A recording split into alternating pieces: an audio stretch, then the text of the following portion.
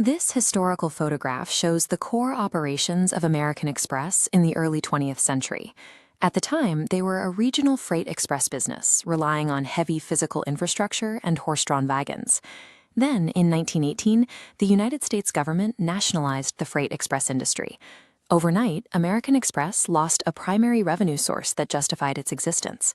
By conventional logic, the company should have gone bankrupt right then and there. But instead of dying out, American Express adapted, eventually growing into a massive global financial and travel empire. We often assume that when companies survive massive crises, a visionary CEO sat in a boardroom and executed a flawless, long-term strategic master plan. But the historical records of enduring corporations show the exact opposite.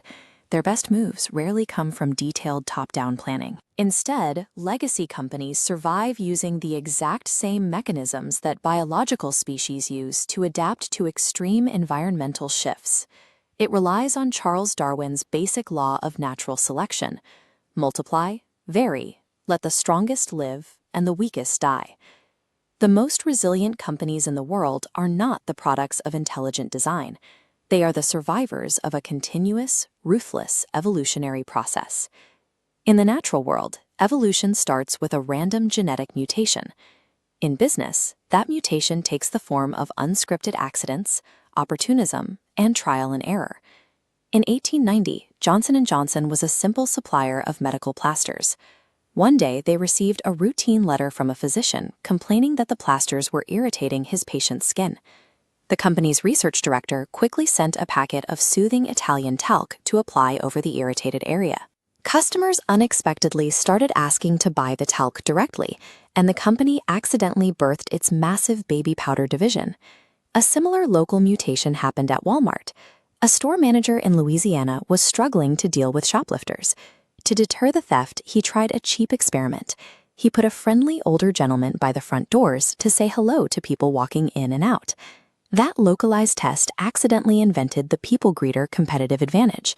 You can only stumble into these profitable accidents if you are already moving. Organizations must maintain constant forward momentum and run lots of localized experiments.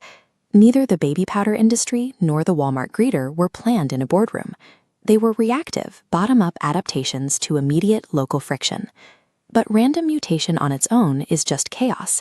To drive progress, it has to be paired with strict natural selection. This official product family tree at 3M demonstrates a strategy of branching, letting employees grow tiny twigs of ideas. If a twig shows promise, the company allows it to organically develop. A single adhesive experiment splits into multiple product lines and major structural branches. The necessary counterpart to branching is pruning. A company has to ruthlessly kill off the variations that fail to fit the environment. Johnson & Johnson once tried to sell brightly colored casts for children, an experiment they swiftly pruned away when the pure food dyes rapidly bled and turned hospital bed linens into absolute chaos. A track record filled with bizarre, failed experiments is actually a sign of health. Those failures are the required engine for finding the exact right adaptations. There is one critical difference between biological evolution and corporate evolution. Nature is blind, but human organizations can make choices. This is purposeful evolution. It is the conscious act of engineering serendipity into the daily operations of a company. 3M realized they couldn't rely on getting lucky with a few smart individuals. They had to transition into an institutionalized mutation machine. They embedded this into their corporate structure with the 15% rule, a mandate protecting unstructured tinkering time for employee projects. To handle selection, 3M built internal venture capital, funneling cash directly to researchers to prototype and test those chaotic ideas. By hardwiring these rules into the business, the company ensures it will continuously self-mutate and adapt. It works entirely independently of whoever happens to be sitting in the CEO's chair. To build an enduring legacy, you have to abandon the myth of the perfect master plan. You build a system that rewards mass experimentation, try a lot of stuff, and ruthlessly keep only